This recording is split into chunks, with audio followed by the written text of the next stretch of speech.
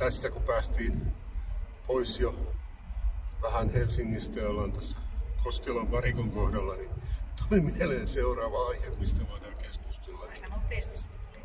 No, se on vähän tämmöinen tilanne, innovatiivinen ja liian nopea mieshenkilö.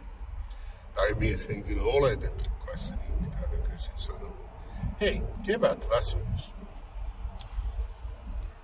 Millä tavalla me koetaan ihmiset kevätväsymys? Jokainen kokee sen tietysti vähän eri tavalla.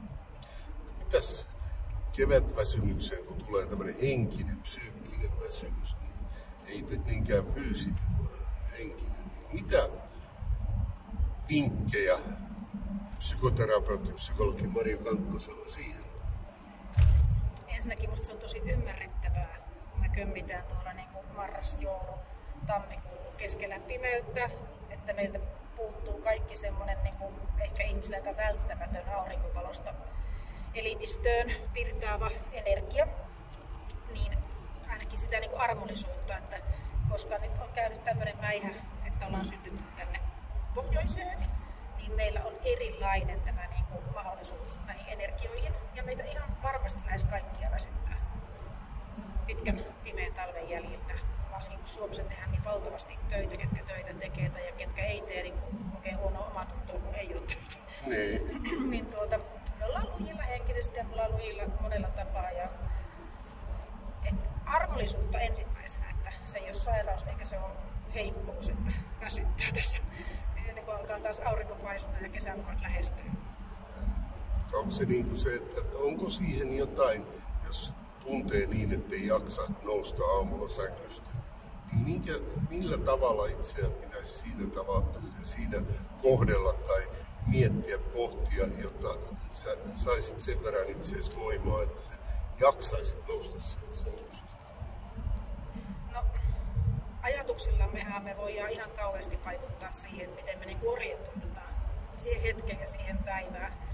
Että puhutaan tosi paljon tämmöisestä niin kuin lempeästä suhtautumisesta omaan itseen, lempeä, jämäkästä, myötätuntoisesta, että se on erilaista sanoa itselle, että saakelin laiska ja susta ei ole mihinkään ja elämä on hirveetä ja tästäkin päivästä tulee ihan huono, kuin että ehkä kun tästä nyt pääsen eteenpäin ja pääsen tuonne hampaiden pesuvaiheeseen, niin tää tästä lähtee käyntiin ja katos, tuolla aurinko paistaa tänään ilmeisesti ja tästä voi tulla ihan hyvä päivä ja hienosti meni tämä hampaidenpesu ja näin kun tämä lähti jo käyntiin, niin eiköhän tästä niin selvitä tästä päivästä. Että se oma sisäinen puhe ja kannustaminen on tosi tärkeää verrattuna siihen, että sanoo niin niitä vahingossa niitä automaattisia negatiivisia ajatuksia, kun ne tulee automaattisesti sitten tietoisesti voi niin muuttaa, että millä tavalla haluaa ajatella ja kannustaa itseensä.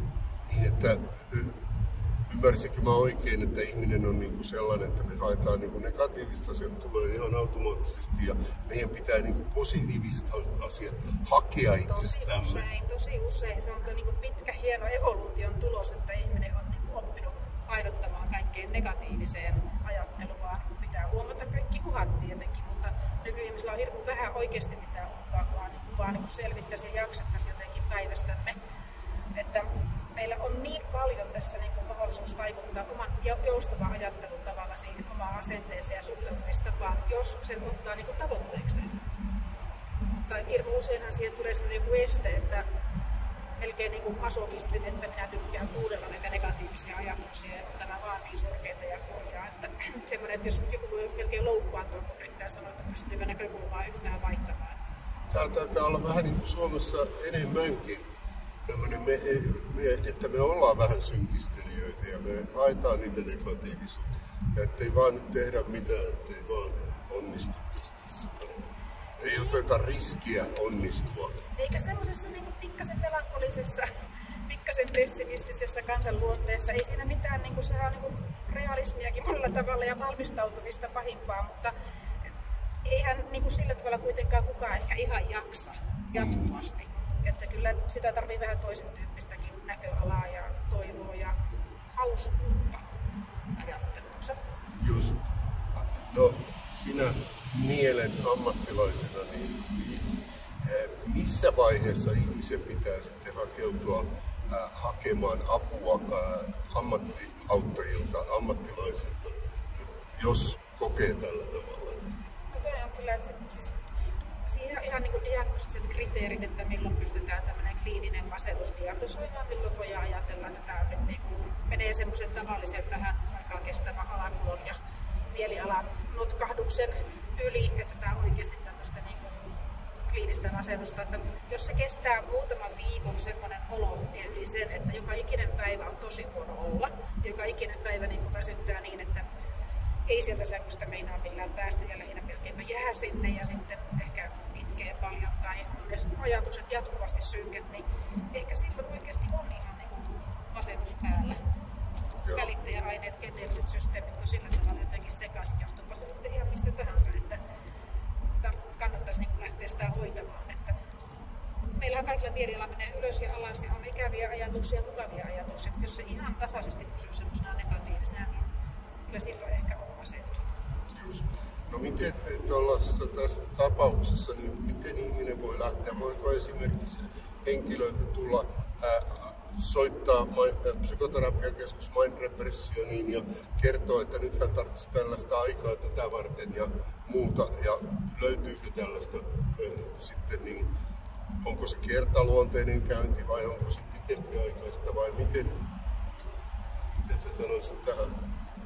Se on tosi hyvä kysymys sillä lailla, että ilman muuta kannattaa lähteä siitä, että ottaa yhteyttä vaikka nyt meihin tai sitten ottaa yhteyttä terveyskeskukseen tai jos sattuu olemaan niin iloisessa asemassa, hyvässä asemassa on työterveyshuolto, niin sitä kautta sitten lääkäriin. Niin arvioidaan vähän sitä niin kuin tasoa, että vaatiiko se semmoista pitempää terapiaa. Meillä on Kelan kuntoutuspsykoterapia, mihin niin ihmisellä on subjektiivinen oikeus sen jälkeen, kun täyttyy just ne niin diagnostiset kriteerit, että pystytään antaa ihan tällainen niin kuin diagnoosi, vaikka keskivaikea masennus tai vakava masennus. Mutta monellahan se saattaa olla myös semmoista elämäntilannekriisiä tai jotain, että niin kuin pienempikin riittää kuin 3 vuoden kuntoutuspsykoterapia ja silloin ehkä niin kuin voi jutella muutamalla kerrallakin asioita ja oma elämäntapansa vähän miettiä, että on jotain muutettavaa. No mitä tässä nyt kevät jatkuu ja ihmiset erilaisissa tilanteissa ja muuta, niin onko tämä kuitenkin niin, että mitähän positiivista kesä tulossa, kaikki valoisa aika koko ajan pitenee ja linnut laulaa ja mennä luontoon kuuntelemaan sitä ihanuutta, mitä meillä ympärillä on vai mitä?